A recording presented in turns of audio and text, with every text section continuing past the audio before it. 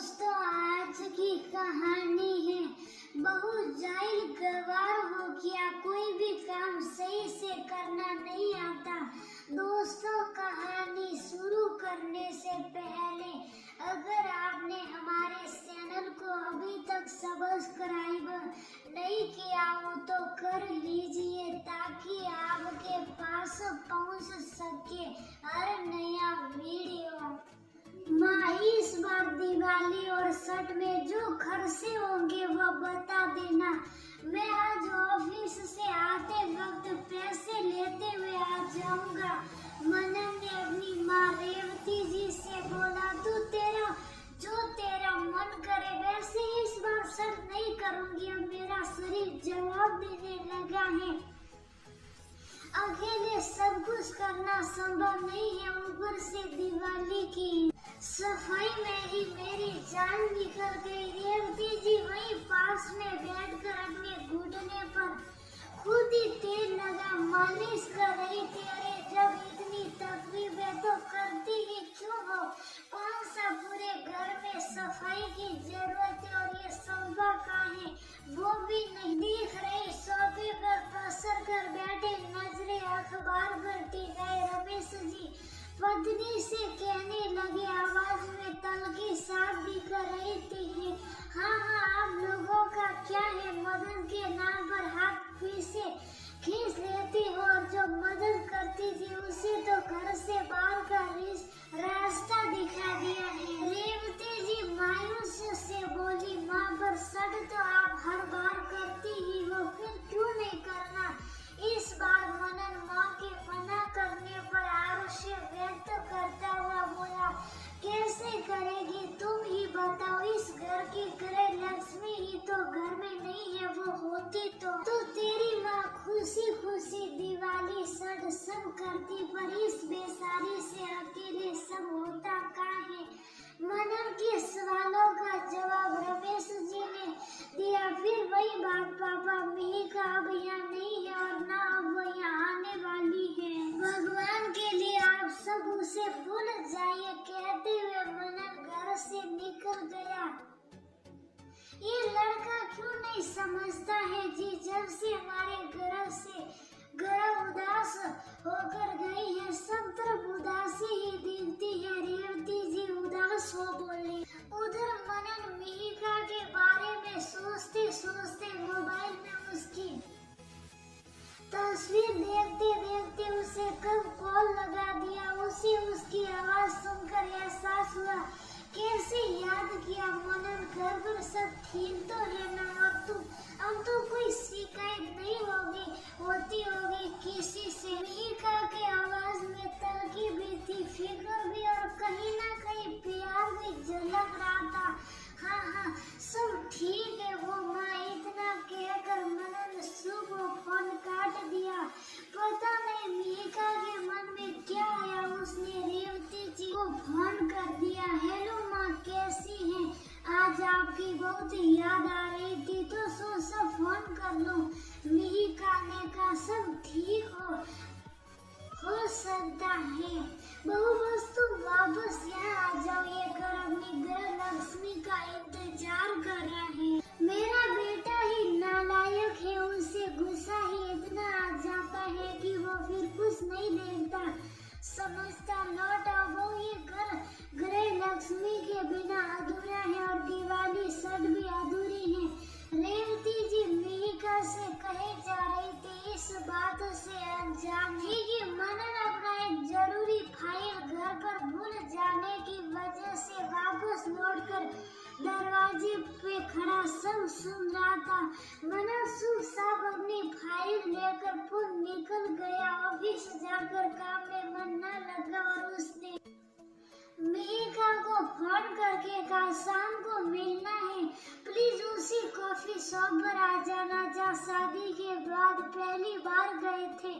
मिहिका मनन की बात सुन बस हाँ बोल फोन रख सोचने लगी, कितनी बार तुमसे मेरी चीजों को हाथ मत लगाया करो। इस कमरे में कहा क्या है, इस पर ज्यादा ध्यान देने की जरूरत नहीं है, तुम्हें अपने सामान के साथ जो करना है करो, पर मेरी चीजों के साथ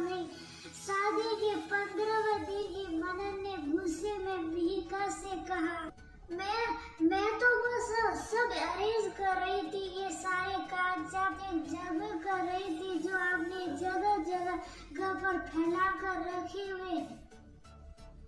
मिहिका रोनी सूरत कर बोल, मनन की ये बातें दिन प्रतिदिन बढ़ती जा रही थी और ऐसे ही एक दिन उसकी फेवरेट शर्ट प्रेस करते मिहिका से जल गई। फिर तो मनन ने आप देखा ना ताक सताक से थप्पड़ मार दिया और बहुत कुछ सुना दिया।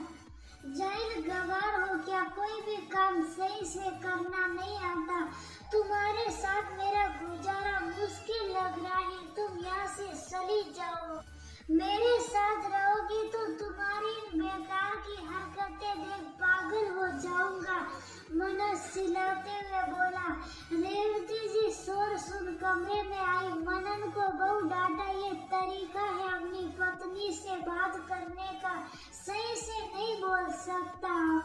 गलती किसी से नहीं होती माँ, प्लीज आप लेक्चर मत दो, मेरा दिमाग बहुत खराब हो रखा है। और हाँ, मिहिका की ओर मुखातिब वो बोला, मेरी चीजों को अब हाथ लगाने की जरूरत नहीं है, मैं अपना काम खुद कर सकता हूँ, मुझे तुम्हारी जरूरत भी नहीं है। मनन गुस्से में के ऑफिस निकल गया था। मिहिका जार हो रही थी, फिर उठी, सामान पैक कर निकल गई।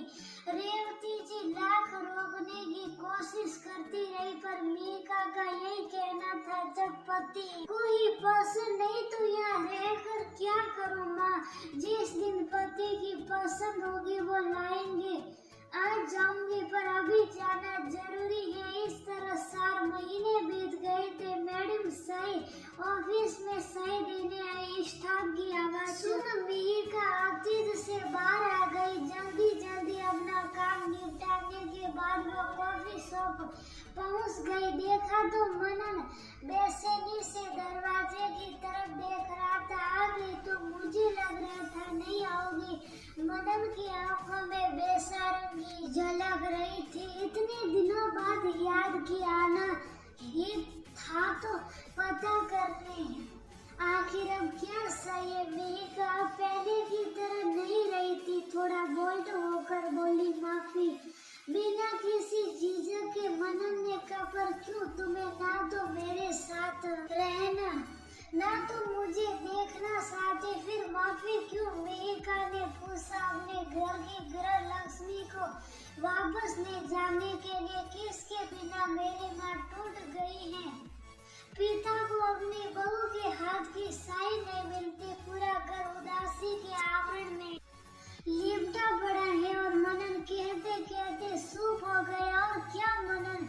मिहिका ने पूछा। मुझे अपनी पत्नी का साथ चाहिए। मिहिका बहुत गुस्से और अकड़ में तुम्हें बहुत कुछ बोल गया था, पर जब भी घर आता तुम्हारी खनकती आवाज, माँ पापा के चेहरे की चमक और घर का सुना पर मुझे कसुट रहा था। और आज तो माँ ने भी कह दिया, कैसी दिवाली और सट जब घर की गृह लक्ष्मी ही घर में नहीं हो। बस मुझे आज से बेहतर कोई और दिन समझ नहीं आया। तुमसे माफी मांग कर तुम्हें वापस ले जाने का तुम चलोगी ना? मनन ने मिहिका के हाथ पर अपना हाथ रखते हुए याचक दृष्टि से पूछा। पहले प्रॉमिस करो, मुझे अपने कमरे में नहीं बल्कि हमारे कमरे में जगह दोगे। कुछ तेरा मेरा नहीं होगा वहाँ। गलती हो तो प्यार से डांट देना, पर साटा नहीं। मिहिका ने सवालिया लहजे में कहा, प्रॉमिस, पक्का प्रॉमिस। मैं अब कुछ कहूँगा ही नहीं। कहने से दो औरतें नाराज होकर बैठ जाती हैं और दोनों ही मुझे अजीज। मनन की आंखों में मिहिका की बात सुनकर एक समझ सी आ गई थी। और प्यार भी कल आ जाना लेने, फिर आऊंगी। मिहिका ने कहा, मैडम कल नहीं, अभी ही आपको चलना होगा। कल तक के इंतजार में तुम्हारी सांस के न जाने कहाँ दर्द होने लगे। कहते हुए मनन ने सुबह की बात मिहिका को बता दी। मिहिका मनन के साथ जब घर पहुंची, रेवती जी की बात से खिल उठी। अच्छा किया बहू जो वापस आ गई, नहीं तो जब मेरी लक्ष्मी जी घर में, नहीं तो लक्ष्मी पूजन का क्या महत्व। दूसरे दिन से सास बहू मिलकर सब काम करने लगी, जिसे देखकर रमेश जी मंद मंद मुस्कुरा रहे थे। रेवती जी का दर्द बहू को देखते ही जो रफू शक्कर हो गया।